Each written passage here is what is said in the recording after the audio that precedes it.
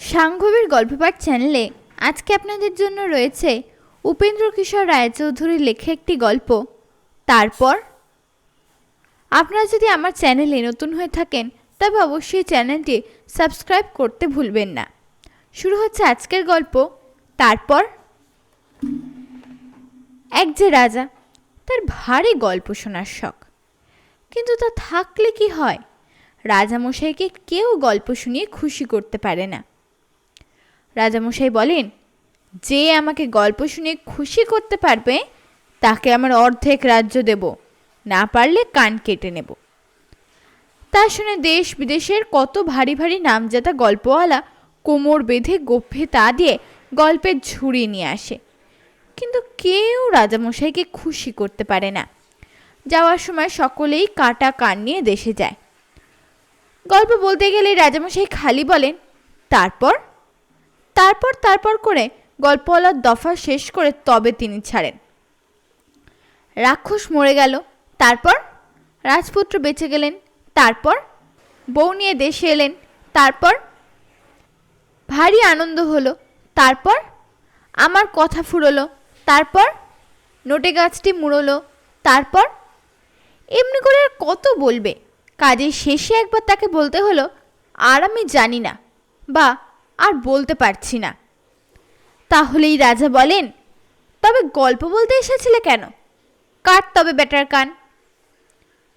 এই তো ব্যাপার। রাজামশাইয়ের তারপরে শেষও কেউ করে উঠতে পারে না, অর্ধেক রাজ্যও পায় না, লাভের মধ্যে কানটি যায়। সেই দেশে থাকে এক নাপিত, সে ভারী কুড়ি কিন্তু ভারী শেয়ানা। সে ভাবল, অর্ধেক রাজ্য যদি পাই তবে নেহাত মন্দ হবে না, একবার চেষ্টা করে দেখলে ক্ষতি কি, না হয় কানটাই যাবে। এই বলেই সে জামা জোড়া পরে মস্ত পাগড়ি বেঁধে লম্বা ফোঁটা কেটে রাজার সভায় গিয়ে লম্বা সেলাম ঠুকে জোর হস্তে বলল, মহারাজার জয় হোক, হুকুম হয়তো কিছু গল্প শোনায়। রাজা বললেন, ভালো ভালো, কিন্তু আমার শর্ত জানো তো? খুশি করতে পারলে অর্ধেক রাজ্য দেব, না পারলে কানটি কেটে নেব। নাপিত বলল, আমার গল্পের আগাগোড়া শুনতে হবে, মাঝখানে থামতে বলতে পারবেন না। রাজা বললেন, তাই সই, আমিও তো তাই চাই। তখন নাপিত চাকর মহলে গিয়ে আচ্ছা করে ছিলিম ৮-১০ তামাক টেনে এসে খুব গম্ভীর হয়ে বলতে লাগলো, মহারাজ, এখান থেকে অনেক দূরে এক আজব দেশ আছে। অমনি মহারাজ বললেন, তারপর?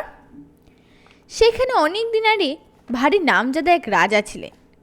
তারপর তার রাজ্যের এক ধার থেকে আরেক ধার যেতে ৬ মাস লাগত। তারপর আর সে রাজ্যের মাটি যে কি সরস কি বলবো। তারপর তাতে ১ সের ধান বুনলে ১০ মণ ধান পাওয়া যেত। তারপর তাই দেখে রাজামশাই তার রাজ্যের সকল জমিতে ধানের চাষ করালেন। তারপর আর তাতে ধান যা হলো, সে ধান রাখবার জন্য যে গোলা তৈরি হয়েছিল তার এক ধারে দাঁড়ালে আরেক ধার দেখা যেত না। তারপর লাখে লাখে মোষের গাড়ি লেগেছিল সে ধান গোলায় আনতে। এত বড় গোলা তাতে একবার বোঝাই হয়ে গিয়েছিল, আর একটু হলেই ফেটে যেত। তারপর তারপর সেই ধানের সন্ধান পেয়ে পঙ্গপাল যা এলো, পঙ্গপালে 10 দিক ছেয়ে গেল, আকাশ অন্ধকার, হাওয়া চলবার জো নাই, শ্বাস টানলে ঝাঁকে ঝাঁকে পঙ্গপাল নাকে ঢোকে। তারপর তারপর ব্যাটারা এসেছে ধান খেতে, কিন্তু রাজা মশাইয়ের গোলা কি যেমন তেমন করে গড়া, পঙ্গপালের সাধ্য কি তাতে ঢুকবে? 10 দিন ব্যাটারা বন বন করে গোলার চারিদিকে ঘুরে বেড়ালো, বেড়া কোনোখানে একটা বিঁধ করতে পারল না। তারপর তারপর তারপর 11 দিনের দিনে কয়েকটা ডান পিঠে ছোকরা পঙ্গপাল খুঁজে খুঁজে কোত্থেকে গিয়ে একটা বিঁধ বার করেছে। অনেক ঠেলা ঠিলি করে তা দিয়ে ভিতরে ঢোকা যায়। তারপর তখন তাদের পালের গোদাটা এসে সেই বিঁধের মুখে বসে বলল, ঠেল তোরে বাপু, তোরা সকলে মিলে দেখি ভিতরে ঢুকতে পারি কিনা। তারপর তারপর ওহ, কি ভীষণ ঠেলাঠেলি, গোদা বেটা চ্যাপটা হয়ে গেল, তবু বলল, ঠেল ঠেল।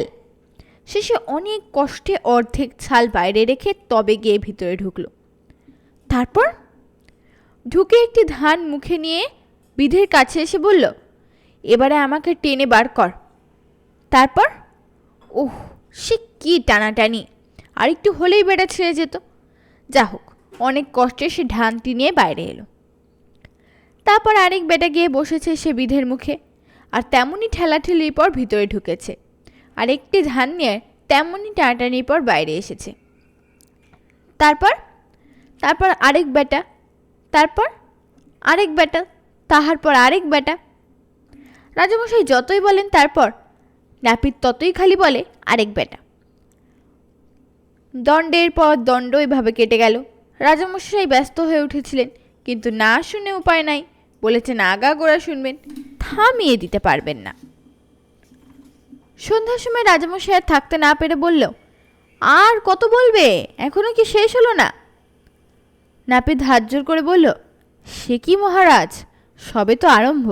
গুটি কয়েক পঙ্গপাল সবে গুটি কয়েক ধান নিয়েছে, এখনো গোলা ধানে বোঝায়, আকাশ পঙ্গপালে অন্ধকার।